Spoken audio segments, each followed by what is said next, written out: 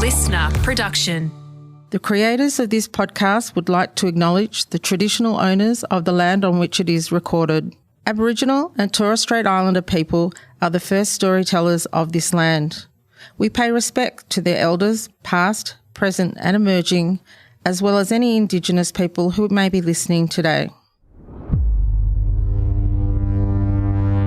The unexplained takes many strange forms.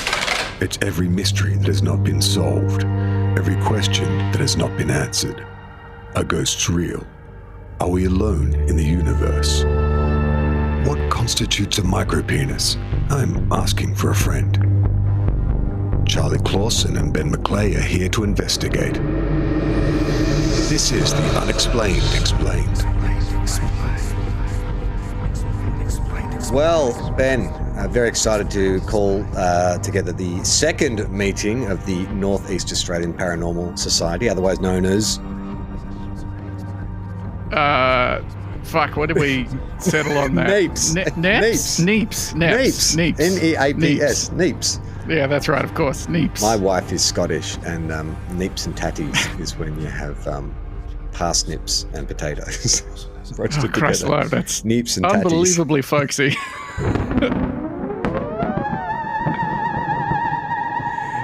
Last week, we, of course, learned all about the Humpty Doo poltergeist and had a great response to that episode, I'm imagining. We're recording this about 4 weeks in advance, so let's just... Bold assumption, but I think it'll pan out. I think that'll be true. But this week, we thought we'd turn our attention to a phenomena that I've got to admit has never really captured my imagination as much as some. But there is a huge following for this particular kind of thing, which is the love of the Yowie, Australia's Bigfoot. We'll be talking about the Yowie specifically, Australia's Bigfoot, but I think in our general chat we can talk largely around the phenomenon of cryptids and why people love to believe that there are undiscovered animals, monstrous animals still on the planet. Yeah, it's so good that this seems to be like a worldwide phenomenon, that like everywhere throughout every time there's been people just being like, there's a type of guy out there we don't really understand. And you only get to see him sometimes, but boy, is he special. I can't prove he exists, but it's lovely. I like it. I think. What are your personal feelings about sort of Bigfoot lore and Yowie lore? Because I didn't really know anything about the Yowie till we started prepping the episode, but my eyes started glazing over about halfway through because I'm like, I've heard all this before, and it didn't capture my imagination back in the early '80s when that Super 8 film came out. What's that one called? The the one with where Bigfoot turns and looks back over his shoulder. Oh, the Patterson Gimlin film? Yeah. Which, in the era coming out of the 70s when, Loch Ness and Bigfoot, like that stuff, we're still inclined to believe that pre-internet. But even then, as a kid, I'm like, it's just a gorilla maybe. I don't know if that scares me that much. It's an odd one, isn't it? Like there's some... real specificity to it that I find quite strange in that, like, I don't know, UFOs at least, there's some larger amorphous concept there where you're like, well, obviously we're in an enormous galaxy, the enormous universe, there's probably other things coming to visit here. It would make sense. And they'd come here in spaceships. So there's a sort of unified story there. But like Yowies and Bigfoots, just asking the question, like, what if there was a big kind of person kind of, but hairier type thing. Very odd. Yeah. I mean, because you do, like, in nature, you do get giant animals from time to time. Like, we've done, like, almost, I don't know how many episodes of TOFOP on the biggest horse in all of Norway. Like, the idea that it's like, yeah, it's a primate of some kind, just bigger and slightly, I mean, because I don't quite understand from the witness sightings I've read, I don't know if it's particularly intelligent, like more intelligent than an animal, for instance, which I could understand could be more unnerving. Like if you had a gorilla grodd type situation where, it was a very erudite primate, that also had that physical brawn, then that's intimidating. But if it's just another wild animal, a big wild animal, I think a megalodon is more scary to me than a big gorilla. Yeah, I was actually. I'm going to say up front too. By the way, I don't know the difference between primates, monkeys, gorillas. Like, I'm going to get this wrong. Yeah, I get fucked up with the primate ape chimp distinction Yeah. all the time. It comes up a lot in the podcasting profession, and I get it wrong every time. If there's any particularly people that are sensitive to that kind of ignorance, we apologize in advance. Yeah, you'll have to switch off your chimpologist brain for the next 45 minutes. I was reading an article today about the Guinness Book of Records just issued the record for the biggest steer in the world, and unsurprisingly, fucking enormous. Like he's like 6'1" at the withers or whatever. What's at a his wither? Shoulders. All right. I think that's where like the top of the shoulder of the foreleg.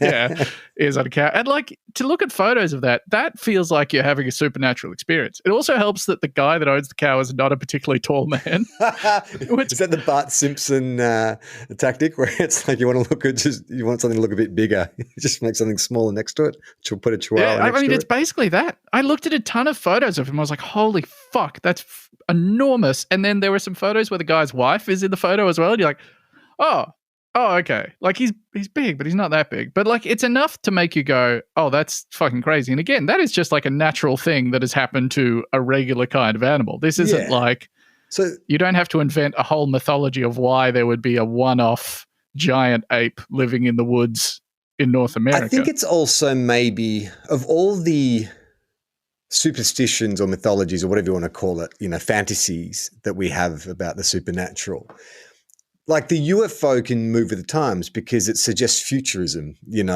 like it doesn't matter. Whereas we are getting more and more disconnected with our roots as a species. So I feel like, 100 years ago, there was a fascination with Tarzan, the idea of this, white man being raised in the jungle or whatever. But now that seems an incredibly racist, but also just an outdated fascination. It's like, you're not going to go into the jungle and find anything, hidden or some treasure or blah, blah, blah. Like we sort of feel like we've got Google Earth now. We've mapped the world. There's nothing to discover. Yeah. That's something I found quite interesting as well, is that now when you read headlines about people discovering like lost cities essentially, or like pieces of ancient historical architecture, they're in like supermarket car parks and stuff, like because it's these cities that are like have thousands of years of history in, South America and in the Middle East and stuff, where they have these whole bureaus dedicated to being like, oh, you want to build an apartment building there? All right, we'll send some archaeologists over. And then they're like, oh, holy fuck. We just found this like beautiful temple underneath previously where your car park was. It's not like you're going out to the jungle and finding another thing because, we can tell from, satellite imagery and stuff where that is. It seems like in Australia, if you do come across that, evidence of ancient civilization, just blow it up with dynamite and apologise afterwards. Yeah. Afterwards, just be like, oh, 13,000 years old? Oh, boy, Orkies. Well, sorry about can't do anything about it now. You do raise a good point, though. Like, that Indiana Jones Tomb Raider kind of fantasy of like, chopping your way through a jungle to come across some like, hidden Aztec temple or something. I wonder if you could remake like Indiana Jones, but it's just like it's a merger of Clerks and Indiana Jones. It's just some bored 7-Eleven clerk who discovers, I don't know, the lost tomb of someone. Mm-hmm. Yeah, I mean, that's basically the only thing we've got left. I mean, I'm sure every generation for a long time has felt like we'd filled in every corner of the map and that now there's nothing left to discover. At some point, it is absolutely going to be true. Well, there are like huge, vast regions of like forest that is too dense, and, we can see it aerially, but, they haven't mapped topographically like every single element of like, it's still areas of the Amazon, and there are not lost tribes. I want to be culturally sensitive about how I describe this. There are remote tribes, extremely remote tribes who have had no contact with the outside world. So that does exist. And so I guess that does feed into the mythology of, well, if they exist, if there are human beings that have, only just been discovered or have just made contact with, like, why couldn't there be animals? But then why couldn't there be Bigfoots? Yeah, but my question, it's the same as like with ghosts and stuff. People who believe in it, they're so specific, like the uniformity of the experience to me is the least credible thing about it. You know what I mean? Mm-hmm. It's like we've set the rules and this is what it is. I would think just like with species of animals across the planet, there'll be slight variations. Like from what I've read, the Yowie and the Bigfoot, and come at me, Yowie fans, because I'm sure you will. I don't see a huge amount of difference in the way they're described, in the kind of encounters people have, in the level of intelligence of the Bigfoot or feet. And there's always like similar stories too, where it's like some are just a solo encounter with a male or female Yowie or Bigfoot. What's a plural? Big feet? I think Bigfoots. Big feets. Yeah, Bigfoots. Not big feet. Bigfoots Is the one we categorically Bigfoots. we said it's not big feet. It's, that the third one is out. Yeah, you can't synthesize those two. Bigfoots, I think, feels right to me. Okay, so but then the other story is that there's always one or two stories about it was a mother Bigfoot and her child, or it was a family of big feet. Yeah. Bigfoot, sorry. Yeah. I immediately forgot what we agreed upon. I feel like it's kind of like a fish-fishers distinction where it's a group of them would be several big feet, but if we're talking about several distinct species, it would be Bigfoots. Bigfoots. Sasquatches. Yeah. That's just Sasquatches. We won't say Bigfoot anymore. Sasquatch, that's Yowie. easy. And then the other thing too is countries like Australia and North America and they have, I think most countries have a variation of it, but it's these vast, big, continents that have heavily wooded, forested areas. Like I'm not a camper, but I could imagine if I did go camping and you're hearing some shit and stuff, getting crushed underfoot, like your imagination would come into play at some point. Oh man, I've absolutely just scared the shit out of myself before being camping by myself and being mildly stoned and hearing one noise and being like, something out there that we don't know, something we don't understand, and it's going to try and, I don't know, attack me for no reason or something. Hard to know what my brain is trying to do there, but very easy to do. Well, as the owner of one of the largest collection of paranormal and supernatural texts in Queensland, Northeast Australia. That's right. What has your studies brought forth about the Yowie? What have you uncovered? I have absolutely nothing about the Yowie, which is very disappointing. I have a fair bit on cryptids generally. I feel like the Yowie is a really odd one. I mean, speaking about being culturally sensitive, so we've taken like bunyips and Yowies from like indigenous myths and storytelling, right? But it feels like we have kind of, by we I mean colonial English Australians, have taken these terms and then just sort of applied them to the Bigfoot myth and been like, we have a Bigfoot and it's Yowie. Oh, we already had that name. Tremendous. Yeah. Yeah, right. I got that feeling too. I couldn't quite put my finger on it because I was reading about all the indigenous versions of the creature, which I think like there's lots of, they had lots of different versions in all the different, First Nations in Australia. But it was generally less ape-like and more big, hairy man-like. In fact, I think one of the words for it is actually translates to hairy man, which right. I don't want to alarm you, but I might be doing a podcast with a Yowie, and what a way to infiltrate. I shaved this morning for the first time in months. Thank you very much. It's a weird one. There's a sorry, just on to finish that point, but I do think you're right. So basically, we have taken that thing we liked. It's kind of like hip hop in Australia. Like when we first started doing hip hop here, we did it with American accents, and you're like, there's something about that just doesn't ring true. I think if we embraced more of the indigenous version and the indigenous myth of the Yowie, we might find a bit more intrigue rather than trying to import this kind of American version. Yeah, which I guess is like the oldest story of like Australian interaction with pop culture is just seeing stuff that America has done and being like, oh yeah, absolutely, we have that as well, or we do that as well. That's very classic. I got a bit of trivia for you. Mm-hmm. What state do you think has the highest rate of Yowie sightings? What state in Australia? Now, a cynic would say it would be the state that has the most active Yowie hunting community, as in the people who report on this sort of thing. Is Tim the Yowie man from Queensland? Because if he is, I'm going to say it's Queensland. Well, you'd be 100% correct. With 51% of Yowie sightings, Queensland is by far and away, by 10%, the leader. Who comes in second for Yowie sightings? Oh, I'm going to say New South Wales, Oh my I God, reckon. you're too good at this. Like, you may have not any tomes on Yowies or Bigfoot, but you don't need it because it's just in your blood. Okay, so then it becomes a fairly even split amongst the Northern Territory, Western Australia and South Australia, with a measly 0.5% sightings of total sightings, and Victoria with a rather unimpressive 6.5% of total sightings. And then Tassie with none, which I think is bizarre because You would have thought if that I'm a Yowie, like, I'm covered in hair, Yeah. it's too hot up, in Queensland. Get me down to Tassie, beautiful temperate climate, lots of mountains and woods, not too many people because, I guess maybe they can't swim. That's what we're figuring. Oh, that's probably what it is. I mean, unless they came over on But there are Yowies all over when they were connected, maybe. I guess it's a good point. Maybe, yeah. Yeah, or maybe. I mean, it depends how Australia got them in the first place. Because if we're saying that this is a shared species with the Bigfoots of North America and the Yetis of the Himalayas, we're in a sort of land bridge, Gondwana land situation, maybe. I don't know. So that Tassie might have been connected to the mainland at that point. I found this website called Yowie Sightings. That's where I got those stats from. Good site to go to for that sort of thing. YowieSightings.com. And so this is specifically dedicated to what I love about this website is I don't believe it was made in 2001, but it has that aesthetic. I love that. Like, it's just because they're not web designers, they're Yowie hunters. The Yowie hunters. It's just like they're the focusing font, on the right part. Not the font, but the banner for the font. So everything is printed on this kind of like very late 90s, early 2000s lime green.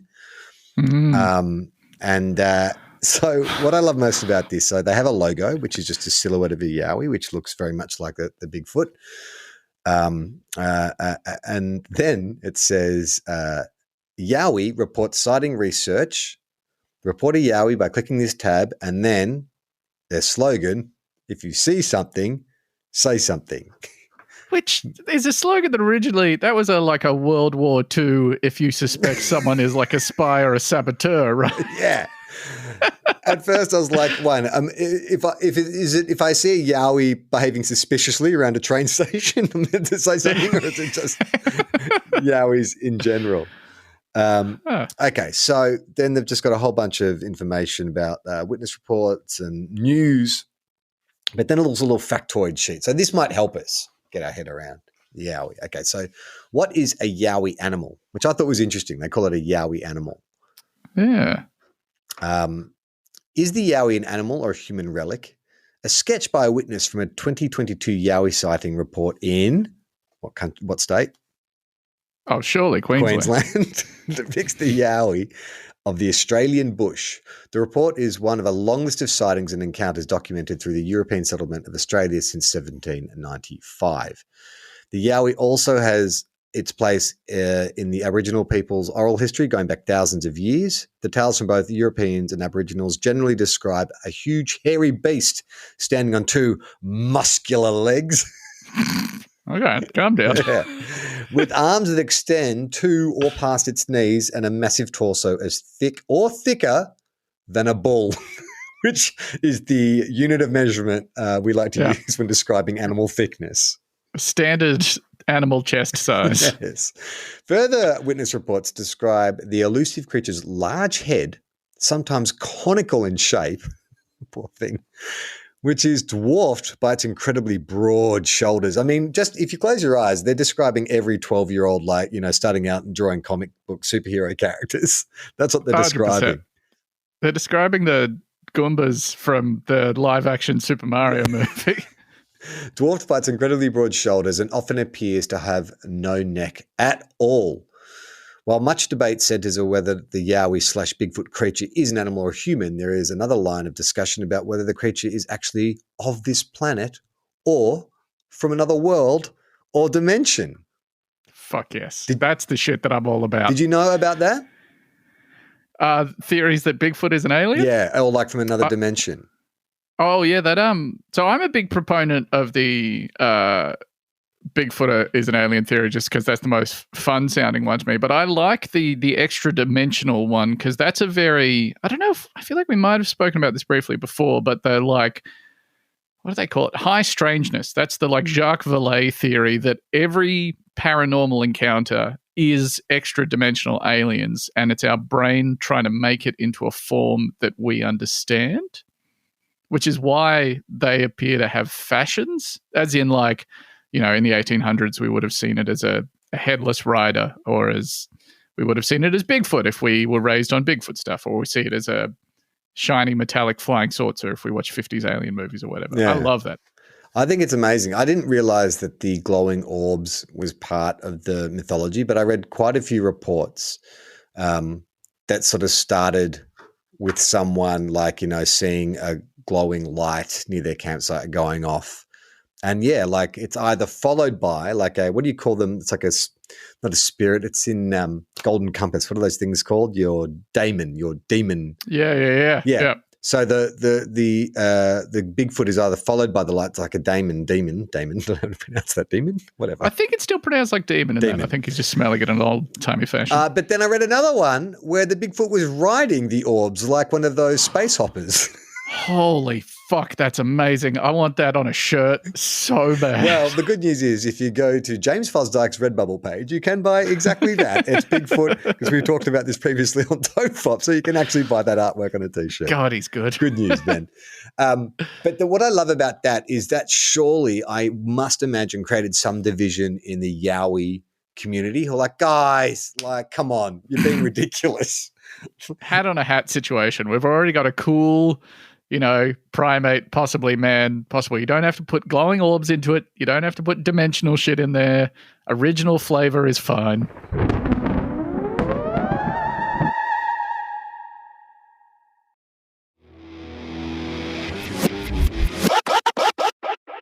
Well, you know who's a massive Bigfoot, I don't know if he's a believer, but like just, you know, has an interest in Bigfoot, is Bobcat Goldthwait.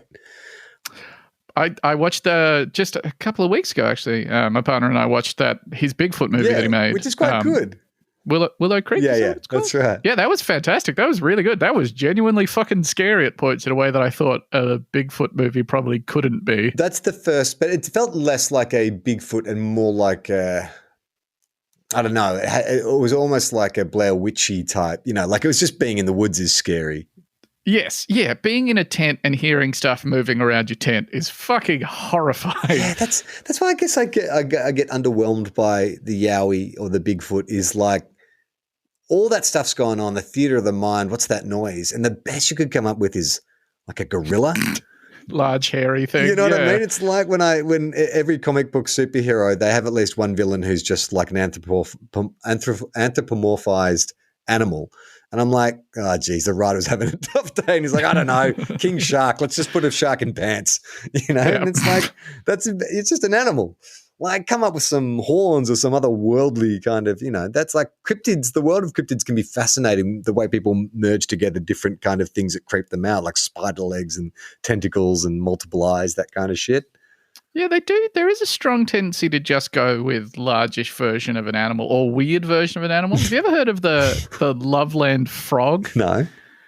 So this is a cryptid from somewhere in North America. I'm going to say Loveland. Loveland Frogman, sorry. Who's from Loveland, Ohio. And he was a frog that was standing on its hind legs and was about 4 feet tall. And that's the cryptid. So, like, obviously, adorable. Very enormous for a frog, but compared to a person, not that big. Which is just like, it would be an unsettling encounter. Would it be a terrifying encounter? I could overpower the Loveland frog pretty easily, I suspect. I came across a photo online yesterday, and it made me laugh, but then I felt really bad because I wasn't sure of the circumstances. But a guy had like a Scotty dog, like one of those hairy muzzled Scotty dogs, and he'd shaved just the top of its head. So it was kind of like shaved from just below the eyes over to the back of the head. So it still had the beard. But then like he'd taken these photographs of it sort of backlit, and it was so unnerving to see this. All it was just like a small amount of hair shaved off the top of his head. But then I was laughing. Then I felt bad. I was like, will that grow back? Will that dog's hair grow back? Like it feels cruel to give dogs people haircuts. I don't know if I'm on board with that. That's what I mean. don't truck with that. I had inside me two wolves. Ben, one wants to laugh at that photo. The other one feels bad for the dog. Yeah, that's Because right. he's a wolf, obviously. Hey, let's get to this week's article. Now, I had to go back in time for this Yowie encounter. Again, happened in Queensland. It was 1977, the year I was born. Now, before we get into this, if I said the name Bill O'Chee, would that mean anything to you, being a Queenslander? It does not. Okay. All right. We'll get to this in a sec. But let's just read this article. Now, this is from the Gold Coast Bulletin, November 1997. I'm presuming I'm going to defer to you as a Queenslander. The Gold Coast Bulletin, reputable newspaper? I'm surprised it got through the paywall, actually. Isn't that one of the Murdoch ones? The Murdoch ones? Oh, yeah, but this is a scan of a very old article. Oh, fantastic. Yeah. I'd say reputable in that they're established and they've been around for a long time and they have, Well, what blows my mind about this is like this got published. This is what it was like in the 70s. You could write an article about a monster being loose and it's fine. No, it's past all editorial processes. Okay. Headline: Yowie sighting was kept a secret. And then there's a subheading: teachers feared boys would be too scared to go to camp at Springbrook. All right, are you in? Oh, it's Springbrook. I'm very on board. That's awesome. Students at the Southport School claim they sighted a legendary Yowie while on camp at Springbrook. And their claims triggered a cover-up by their teachers who feared the younger students at the school would be too scared to go to the camp in the future. Headmaster of the junior school, Mr. Peter Rogers, said he checked out the boys' claims and could find no evidence of any beast near the camp.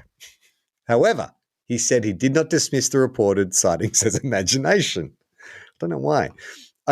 Weird. I could find no evidence of a Yowie, but then again, I couldn't prove that there hadn't been one either, so I must respect their claims. They're students. They're children. You don't have to respect them at all. They're like young boys. If they told you, oh, I just saw a Yowie over there, you could be like, no, you didn't. You absolutely did not. And then that's it. Mr. Rogers said an editorial in the school newspaper, The Times, stating that teachers had censored the article on the Yowie was incorrect. Look, all we wanted to do was stop the boys who were at the camp from spreading exaggerated stories around the school and frightening the younger students, he said. Yes, Mr. Rogers, correct response. That's why you don't have to give them the benefit of the doubt or respect their claims. How much editorial independence does the school newspaper have that they were able to get this out? That's honestly their dedication to freedom of the press in allowing them to publish this is truly incredible. That's amazing. A couple of like Junior Woodward and Bernsteins just like taking this story about the suppression of the truth about the Yowie. Calling it a cover-up is such a funny thing to do as well. Like, it's obviously they are keeping it a secret because they just don't want a bunch of kids to cause a ruckus about it. But cover-up implies that they're like, paying off witnesses and inventing false narratives. They're giving you free access to the tuck shop. One of the students who claimed he saw the Yowie was Bill O'Chee. Bill told the Bulletin about 10 of us saw it. I'm assuming he's about like 13. About 10 of us saw it. It was about 3 meters tall, covered in hair, had a flat face, and walked on one side, crab-like style. That's interesting. I haven't heard that part. Yeah. So, but you see gorillas do that. They'll put their knuckles on the ground. Oh, yeah, I guess I think that's what he's saying. Yeah. It smashed small saplings and trees like matchsticks as it careered through the bush. We spotted it several times and once watched it through the binoculars, so it was definitely there. Oh. We first saw the Yowie at 12:30 on October 22nd and last saw it just before we returned back to Southport on the afternoon of October 23rd. It was definitely up there, but no one will believe us. At one stage, the Yowie came within 10 meters of our sleeping quarters, so we got a good look at it, he said. Bill said he had measured the Yowie's footprint and it was far too big to be that of a human being. He said the Yowie appeared to have no neck. Its head sat squarely on its shoulders. Again, this is in a newspaper, a national newspaper. Yeah. In the 1970s. Like, we think there's a problem with disinformation now. What the fuck was going on? Well, I mean, the simplest explanation of that one is they were all drunk by midday because they were journalists in the 70s. So they were just like, fuck it. Yeah, run your Yowie story. Do whatever. Who cares? Yeah, part of me is actually a little envious for this time. I mean, just amazing. Very relaxed approach to work, I think, in white-collar jobs in the 70s. It's thought the ancestors of the Yowie probably migrated out of Asia. Like, can we get a source for that? Like, I just love... It's just stated as fact. It is thought that the ancestors of the Yowie probably migrated out of Asia over the former land bridge, which once connected Australia to the Asian continent prior to the last ice age. Like, where is There this we go, coming land bridge. from? Fucking, like, That's a really classic Wikipedia edit note, the by whom, that you would see after it is thought. Who? Fucking who thinks that? And why do we care that they think that? reports of Yowies in southern Queensland, particularly the Gold Coast area, date back to the middle of the last century. Top Australian naturalist photographer, Mr. Rex Gilroy, who came to the Gold Coast in July this year to try and find the Yowie, claims there's been over 3,000 sightings in Australia and believes there could be up to 500 or 600 Yowies in the country. That's an odd number to arrive at, because a lot of the Bigfoot debate is around whether there's like one Bigfoot or whether there's just like one lineage of Bigfoots or whether there's like thousands of them across America or whatever. 500 or 600 nationally in Australia is not like a viable population. No, and there could be a lot That's of an endangered animal. inbreeding amongst that, I imagine, as well. Yeah. What an odd figure to arrive at. That's very strange. I mean, in an article littered with just random claims. That may be. Why not say 10,000? Why not say 20,000? Yeah, that's a good point. Why that? Okay, so I asked you if you knew who Billo Chi was. This is from another article. Billo Chi was one of Australia's youngest, grew up to be one of Australia's youngest senators, an international standard athlete, a super eligible bachelor, and the sultry star of the memorable 1994 Men of the Senate calendar. Billo Chi had certainly experienced many high points in his life, but nothing, however, has stayed in his mind with greater clarity than the events of October 22nd and 23rd in 1977. Within a period of 5 months, beginning in late 1977, to five separate Yowie incidents were reported in or near Lamington National Park in southeast Queensland. Have you been there? Oh, yeah. It's one of the most beautiful parts of southeast Queensland by far. Springbrook and Lamington are breathtaking. Very, very nice places. In one case, a National Parks and Wildlife Ranger experienced a mind-boggling and stomach-turning encounter while clearing a trail near the Best of All lookout. Now, I want to bring up this story because I remember reading this. Like, I think I must have had a book on Yowies or something as a kid, because I remember reading this account. Like, when I read this article, I was like, oh my God, like, I remember this, like, this exact description. Okay. So hearing what he thought was a wild pig, he stepped into the scrub to find himself suddenly faced with this big, black, hairy man thing, more like a gorilla than anything else. He was within 4 meters of the looming hulk, close enough to see the hair on the back of its huge, basically human-like hands, which were wrapped around a sapling. The ranger, who stands 1.8 meters tall, estimated the creature was about 2.5 meters tall. It had a flat, black, shiny face, 2 big yellow eyes, and a hole for a mouth. That was the description that stuck with me. A hole for a mouth. Does that mean doesn't move? Like, we all have a hole for a mouth. That's just what a mouth is. Do you know what I mean? Like, it's so odd to describe it like that, unless it's like a blow-up doll. Like, I'm thinking like a sex doll. I mean, maybe that's what happened. Maybe someone's sex doll blew out of its tent and got caught up in the trees, and this ranger. What an odd bit of characterization. I wonder if because it's an odd time to try and use figurative poetic language to describe something. You'd kind of want to be as clear and as literal as possible. Yeah, tiny little mouth, just eats insects to live or something, like an anteater, but just like millions of them every day. Just a hole for a mouth. It stared at me and I stared back. I was so numb I couldn't even raise my axe. All right, Gimli, just take it easy. He stood there, paralyzed with shock. He could feel the sweat streaming down his back. We seemed to stand there for about 10 minutes before it gave off a foul smell, which made me vomit. I remember that too. And then made off sideways and disappeared. That's kind of an underrated a trope to do with Bigfoots and the Yowies is how bad they stink. Like that Yeah, I often like comes that up. one. I don't think I've ever experienced a smell so bad that it instantly made me vomit before. That's like a chemical weapon at that point. Less than But the sideways movement's quite interesting as well. That's been common across 2 sightings now, that he like moves crab style. Well, it's quite strange. this is the same area. Like this is the Springbrook. So this could be it could be the Springbrook Yowie that developed this mode of movement. Yeah, that makes sense. Okay, so less than 3 kilometers from the site ranger's encounter is Kunyawari campgrounds. Kunyawari was a newly established open grazing land on the edge of a dense forest. It's here that 13-year-old Bill O'Shea and 30 other students of Southport arrived for a 2-day camp.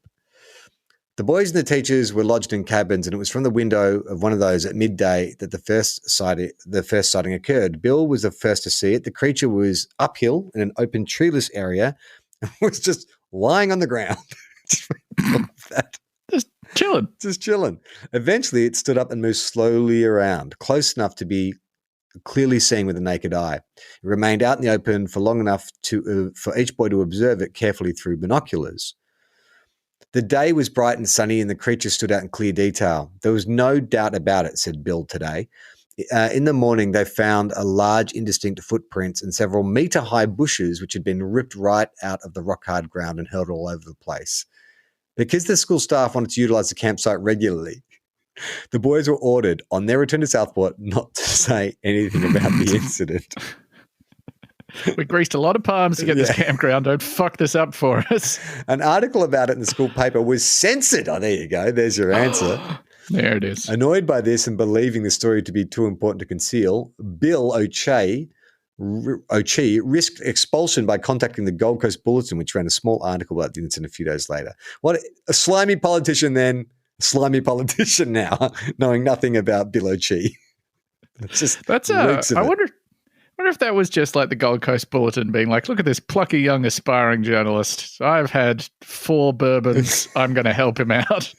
But there is this sense of like he was leaking to the press, even as a 13-year-old. It's like, oh, this is a great way to get an advantage in a tense situation. I'll leak to the press. I'm surprised it wasn't like an unnamed source at the school said. Yeah. When Paul and I stumbled, this is the author of this article writing, when Paul and I stumbled over the article from the Gold Coast Bulletin and telephoned the senator, we were pleased to find he had the guts to stand by his story. Indeed, after initial hesitation, he seemed downright relieved to talk again of the incident that is so deeply engraved in his memory. It is clear that the hair-raising events of 1977 are never far from his mind. None of us will ever forget it, he said. The subject comes up every time we have a class reunion, as if we have to reassure each other that it happened. I can't exactly say what the Yowies are, whether they're apes of some kind, or apes or some kind of hominid, but they're definitely out there because we saw one. And believe me, it was bloody huge. So what they say, 2.5 to 3 meters was there? Yeah, that's the rough height. There's a guy claims to have seen a Yowie in the Gold Coast hinterland. So around that area, I think this was like 4 years ago. He described it as being about 3 meters tall as well, which is huge. Like, that seems almost, again, like getting a little greedy with your storytelling. 3 meters is like, I feel like we'd just know if there was a 3 meter tall guy hanging around. 2.5 is like very tall. I would be taken aback seeing 2.5. 2, I'd be like, fuck, it's a big guy. What do you think's going on with the destroying of the trees, like the uprooted trees and stuff? Because it's such a evocative detail that when you think about it for more than 2 seconds, seems to serve no purpose. Like, why was the Yowie uprooting trees other than to demonstrate its unnatural strength? It's incredible. Yeah, raw power. Yeah. Well, that's a common thing in Bigfoot stories as well, is that they like ripping trees out of the ground, snapping branches off trees, banging trees together is another big Bigfoot thing for whatever reason. I don't know. Just to pass the time. They don't have TV, I guess. So you just hook it up with some kind of like music therapy class. I'm fine. Sounds like a kid with ADD, to be honest with you.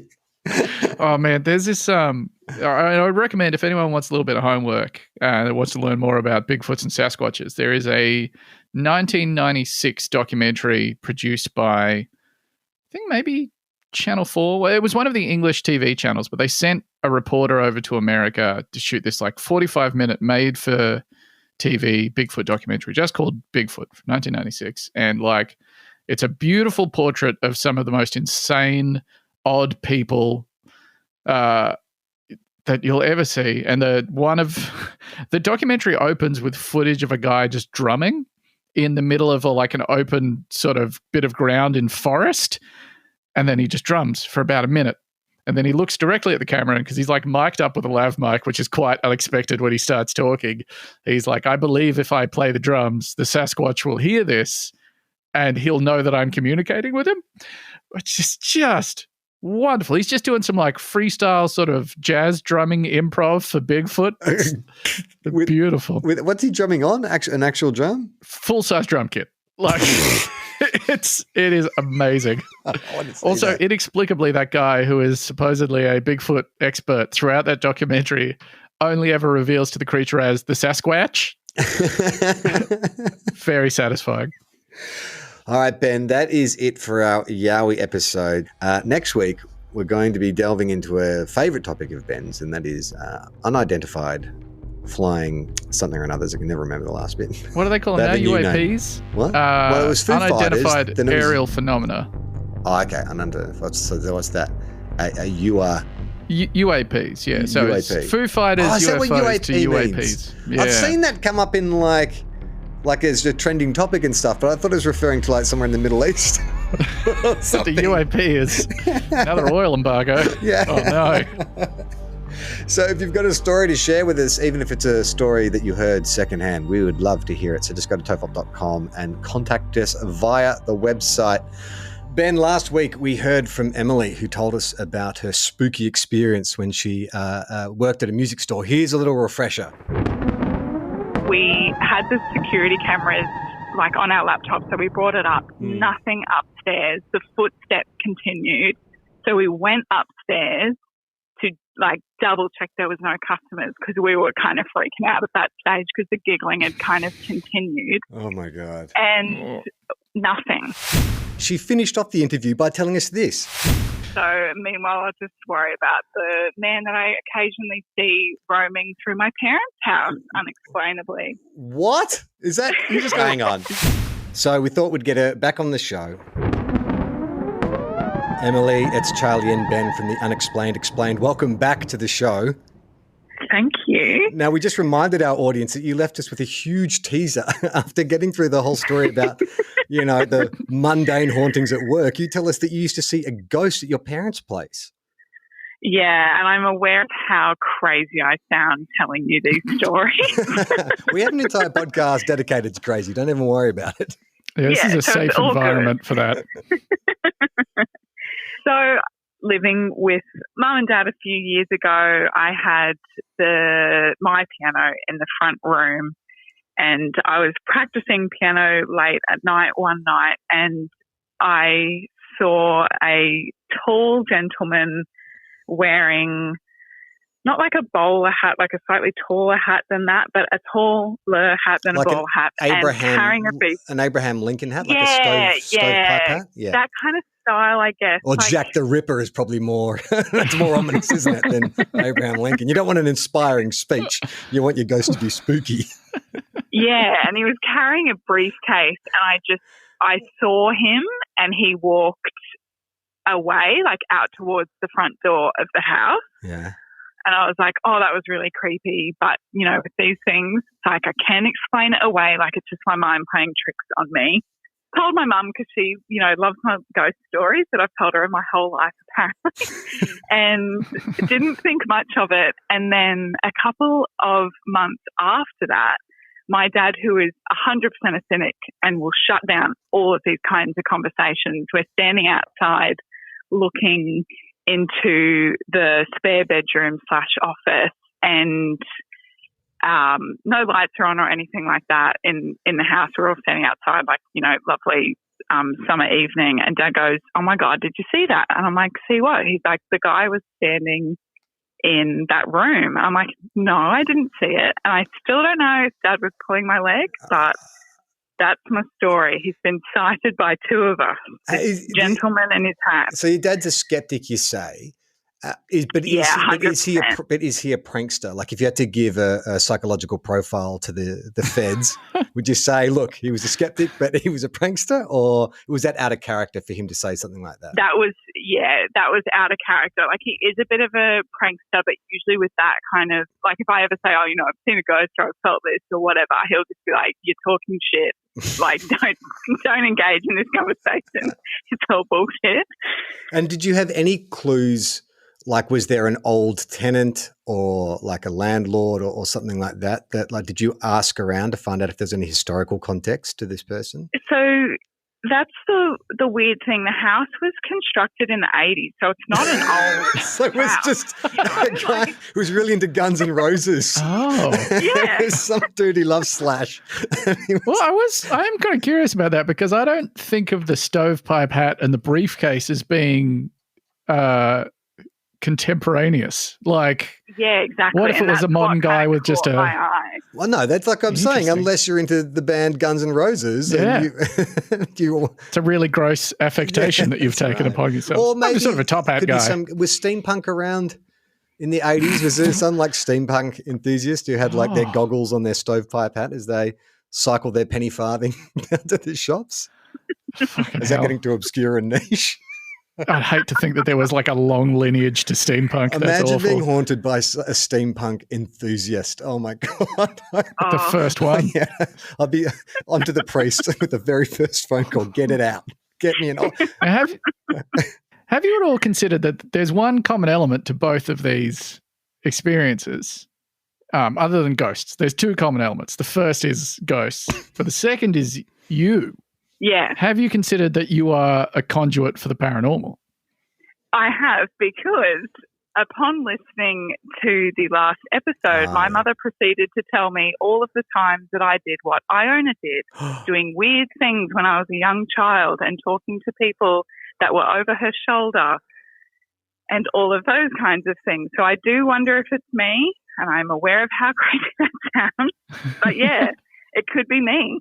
Like I've seen dogs that weren't there in that house, and we know for sure there were dogs that lived there and died there, and dogs that like didn't match the description of our dogs that are alive and were living in the house at the time. So yeah, it could be me. Maybe it's interesting. What was that? It's interesting though. That TV show, Ghost Whisperer. Yeah, but there's the people in proximity to you, like your co-workers and your father, also had experiences as well. But I'd be interested to know if that was an isolated incident for both of them, because then I would suggest that you're to blame. Yeah. Not that I don't want to be paranormal victim blaming. Emily, thank you so much for calling back into this show. And if you see any more spooks or spectres, please give us a call. I will do. Thank you. Let me just say, I'm going to draw the second official meeting of the Northeastern Australian Paranormal Society to a close, and we'll be back again next week. Thank you, Ben. Oh, thank you so much. Absolute delight.